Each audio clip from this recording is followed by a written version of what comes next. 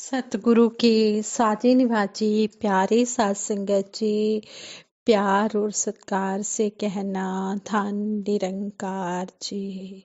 सबसे पहले सतगुरु निरंकार दातार निरंकारी राजपिता जी सात संगत माँ का दासी लख लख बार शुक्राना करती है।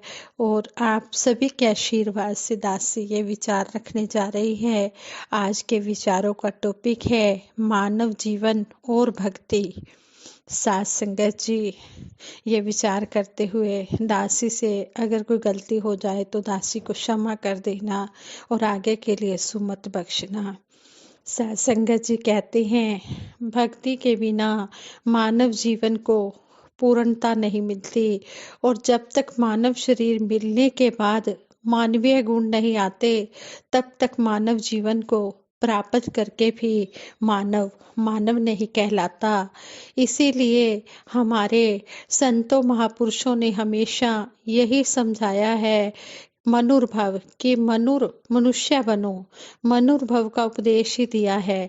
इंसान को सच्चे अर्थों में इंसान बनने के लिए मानवीय गुणों से युक्त होना होगा। मानवीय गुण भक्ति के बिना प्राप्त नहीं होते।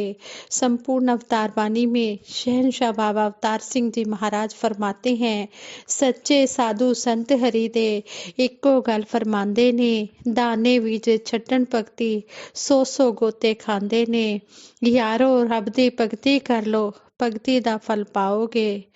सत्संग जी कितना सुंदर हमें यहाँ पर समझाया जा रहा है।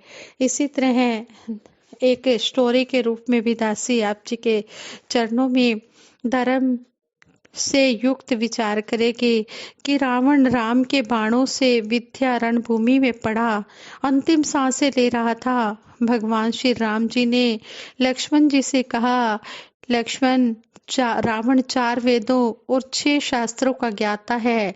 इस समय पृथ्वी पर वह महापंडित है। तुम उसके पास जाओ और उपदेश ग्रहण करो। लक्ष्मण रावण के पास पहुंचे। लक्ष्मण जी रावण के पास पहुंचे और कहा हे लंकाधिपति मैं आपसे कुछ उपदेश चाहता हूँ। रावण ने आंखें खोली, लक्ष्मण जी को एक नजर देखा और आंखें बंद कर ली। रावण कुछ बोला नहीं। लक्ष्मण जी वापस लौट आए और जो कुछ हुआ वह भगवान श्री राम जी को बता दिया। यह बात सुनकर भगवान श्री राम जी मुस्कुराए और लक्ष्मण जी को उपदेश श्रवण करने का उपदेश प्राप्त करने का सुनने का उपाय बताया। लक्ष्मण जी फिर गए और कहा हे पृथ्वी के महापंडित प्रणाम स्वीकार करें। रावण ने अपने हाथ जोड़कर प्रणाम स्वीकार कर लक्ष्मण जी से कहा हे लक्ष्मण शिक्षा सिर पर चढ़कर नहीं पैरों में चरणों में बैठकर ली जाती है। लक्ष्मण जी को अपनी गलती का एहसास हो गया। कुछ पल रुककर रावण ने फिर कहा मेरे जीवन भर के अनुभवों का सार यही है कि धर्म कार्य करने में एक पल की भी देरी नहीं करनी चाहिए और धर्म विरुद्ध कार्य करने से पहले 100 बार सोचना चाहिए। सत्संगत जी तो यहाँ पर हमें यही समझाया है कि हमने मानवीय गुणों के साथ भक्ति करनी है। भक्ति अलग अलग विधियों को अपनाकर हर इंसान कर रहा है, परंतु ऐसे इंसानों की संख्या बढ़ रही है जो असंतोष, असहनशीलता, संकीर्णता, नफरत और हिंसा जैसे नेगेटिव थॉट्स से युक्त होकर जीवन जी रहे हैं, जिससे वे स्वयं भी आनंद व खुशी से वंचित हैं और दूसरों के लिए भी दुख का कारण बने हुए हैं। कारण यह है कि उस भक्ति में पूर्णता नहीं है। वह भक्ति पूर्ण नहीं है क्योंकि पूर्ण सतगुरु की रहनुमाई के बिना की गई भक्ति उस दीपक की तरह है जिसमें तेल और बाती तो है परंतु रोशनी नहीं है। बिना रोशनी का दीपक अनुपयोगी होता है, लेकिन उस दीपक को जब कोई आकर रोशन कर देता है तो वही दीपक रोशनी देने लगता है और उपयोगी हो जाता है। जब दीपक अकेला जलता है तब उसके नीचे अंधेरा होता है, परंतु जब दूसरा दीपक पास में जला दिया जाता है तो दोनों दीपक एक दूसरे के नीचे का अंधेरा खत्म कर देते हैं। इसी प्रकार पूर्ण सतगुरु के भगत एक दूसरे के अंदर का अहंकार रूपी अंधेरा खत्म करके एक दूसरे के पूरक बनते हैं। आज इंसान भक्ति करने की कोशिश तो कर रहा है, परंतु यह भक्ति का मकसद पूरा नहीं कर पाता। इंसान के जीवन में पूर्ण सतगुरु के आने से, परमात्मा के प्रकाश से इंसान रोशन हो उठता है। गुरु बिन भवनिधि तरे न कोई, जो बिरंची शंकर सम होई। गुरु के बिना इस भव से पार उतारा नहीं हो सकता। अगर परमात्मा के हम दर्शन करना चाहते हैं, दीदार करना चाहते हैं, तो पूर्ण सतगुरु की शरण में आना होगा और भक्ति करके जीवन के मकसद को हासिल करना होगा। फिर वह इंसान स्वयं भी आनंद में रहेगा और दूसरों के लिए भी खुशी का कारण बनेगा। सतगुरु की कृपा से परमात्मा को पाना ही भक्ति है। भक्ति का रिजल्ट मुक्ति है। भक्ति में भगत और भगवान के बीच कोई दूरी नहीं रहती। भगत हमेशा जब अपने में सबको और सब में अपने को देखता हुआ निष्काम भाव से कर्म करता है, तो यही भावना भक्ति का रूप ले लेती है। भक्ति के संबंध में सभी मनुष्यों को 3 भागों में बांटा जा सकता है: अनभिज्ञ, सकामी, निष्कामी। अनभिज्ञ ऐसे मनुष्य हैं जो न तो भक्ति करते हैं और ना ही भक्ति के बारे में कभी सोचते हैं। भक्ति करने की इच्छा भी उनमें जागृत नहीं होती है। सकामी मनुष्य ऐसे मनुष्य हैं जिनमें भक्ति भावना है और जो भक्ति करते भी हैं, लेकिन प्रभु के वास्तविक स्वरूप को जाने बिना ही केवल इच्छाओं की पूर्ति के लिए अज्ञानतावश सकाम भक्ति करने में ही अपने अमूल्य जीवन को अर्थहीन बना लेते हैं। साथ ही यह भी कहते हैं कि यदि भक्ति की ओर उससे कुछ भी लाभ नहीं हुआ तो फिर उसे करे ही क्यों, फिर भक्ति करने का क्या लाभ।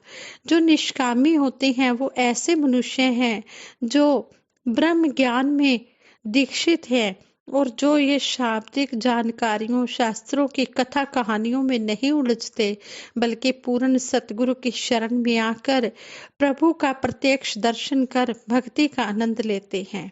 ऐसा नहीं कि ऐसे जो मनुष्य होते हैं इनके जीवन में कोई संसारिक कमी नहीं होती, लेकिन उस कमी की पूर्ति के लिए प्रभु से कभी जिद नहीं करते। ये प्रभु से केवल प्रभु की भक्ति ही मांगते हैं, इसके अलावा और किसी वस्तु की कामना नहीं करते।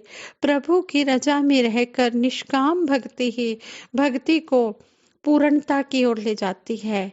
भक्ति भवसागर से पार करने वाली है, सब प्रकार से कल्याण करने वाली है और अज्ञानता रूपी अंधकार का नाश करके ज्ञान का प्रकाश देने वाली है।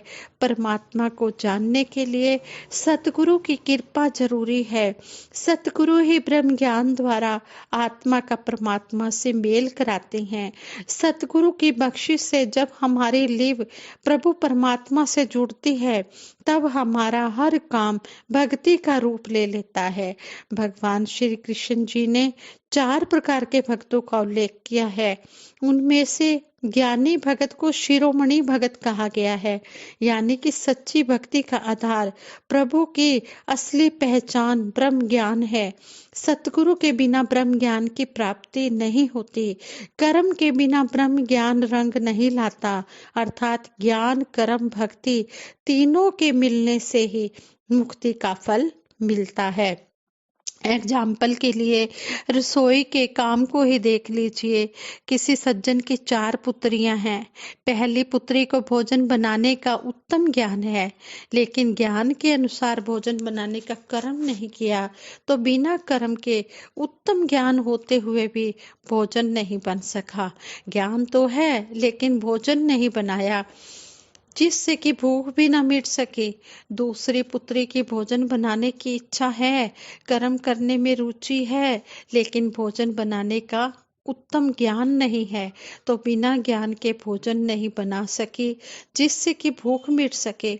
तीसरी पुत्री को भोजन बनाने का उत्तम ज्ञान है, कर्म करने में रुचि है, लेकिन वह चूल्हे की आग को सहन नहीं कर सकी, अर्थात आग की तपश को सहन किए बिना भोजन बनाने का ज्ञान और कर्म करने में रुचि किसी काम की नहीं रही। तपश को सहन किए बिना वह भोजन नहीं बना सकी जिससे कि भूख मिट सके। चौथी पुत्री को भोजन बनाने का उत्तम ज्ञान भी है, कर्म करने में रुचि भी है, चूल्हे की तपश को सहन करने की शक्ति भी है, इसलिए उसने भोजन बनाने में सफलता हासिल की और भोजन से सबकी भूख भी मिटा सकी। रसोई के इस एग्जाम्पल से यही प्रूफ होता है कि किसी भी फील्ड में सफलता अचीव करने के लिए ज्ञान, कर्म और कठिनाइयों को सहन करना जरूरी है। सद्गुणों को ग्रहण करना तपस से कम नहीं है। मानव जीवन की सफलता 3 तत्वों पर खड़ी है: ब्रह्म ज्ञान, कर्म और भक्ति। अगर ब्रह्म ज्ञान ना हो तो कर्म कैसे होगा, और भक्ति भी गलत दिशा में जा सकती है। अगर कर्म ना हो तो भक्ति कैसे होगी, ज्ञान भी बेकार हो जाएगा। अगर भक्ति ना रहे तो कर्म कैसे होगा, और ज्ञान भी लेकर फिर इंसान ज्ञान लिया न लिया एक बराबर हो जाता है। जिस तरह संपूर्ण हरदेव वाणी में भी सतगुरु बाबा हरदेव सिंह जी महाराज समझाते हैं, ज्ञान के अनुसार अगर कर्म नहीं किया, ज्ञान लेकर अगर ज्ञान का उपयोग नहीं किया तो व्यर्थ है ज्ञानी जैसा जीवन जो ना जिया। यानी कि ज्ञान लेकर अगर कर्म नहीं किए, ज्ञान के अनुसार चले ही नहीं, तो भक्ति का रिजल्ट अच्छा कैसे आ सकता है। कहते हैं कि ज्ञान, कर्म और भक्ति के संगम से ही मुक्ति मिलती है। भक्ति समर्पण, निश्चल और निष्काम भावना से होती है। भक्ति से भगत कायरता को नहीं, वीरता को प्राप्त करता है। भक्ति कर्म से भगाती नहीं, यह कर्म के प्रति जगाती है। भक्ति ही इंसान को दुनिया में जीना सिखाती है। जिंदगी को बदलने के लिए भक्ति एक क्रांति है। भक्ति का अंकुर सत्संग से ही प्रफुल्लित होता है। सत्संग में सतगुरु से ज्ञान, कर्म और भक्ति की प्रेरणा मिलती है। सत्संग में जाने से संतों के प्रवचन सुनते सुनते प्रभु के प्रति निष्ठा, श्रद्धा, कर्तव्य, निर्णय, संदेह रहिता आती है और मन संयमित और संतुलित होता है। इससे निष्काम कर्म करने और ज्ञान को कर्म में ढालने की प्रेरणा मिलती है। परमात्मा के वास्तविक स्वरूप को अंग संग जानकर निष्काम कर्म के साथ सच्ची भक्ति करने वाला भगत चारों तरफ के वातावरण को सुखद और सुंदर बनाने में सफल होता है। भगत सतगुरु दातार की भक्ति करते हुए 84 के चक्कर से मुक्ति पा जाता है। साध संगत जी, ये सभी विचारों का सार यही है कि सत्संग प्रथम भक्ति संतन कर संगा। सबसे पहली भक्ति की सीढ़ी संतों का संग है, और द्वितीय कथा मम प्रसंगा। द्वितीय जो भक्ति की सीढ़ी बताई है वो बताई है कि हमने सत्संग को हृदय में बिठाना है, श्रवण करना है, मन वचन कर्म से एक होना है। सत्संग में आकर फिर हमने कर्म भी करना है, सतगुरु के कहे अनुसार कर्म करते चले जाना है। हम अच्छे कर्म करेंगे तो फिर उससे हम भक्ति की सीढ़ियों पर चढ़ते चले जाएंगे, फिर हम अपने मुक्ति के पात्र बनते चले जाएंगे।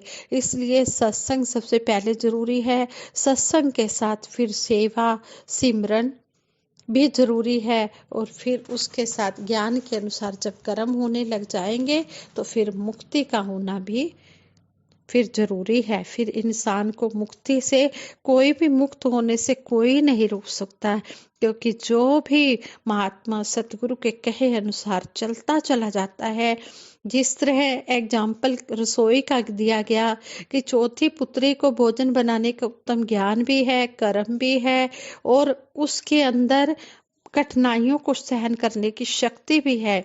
जैसी भी परिस्थिति आ रही है, उस परिस्थिति को सहन करने की उसमें शक्ति भी है।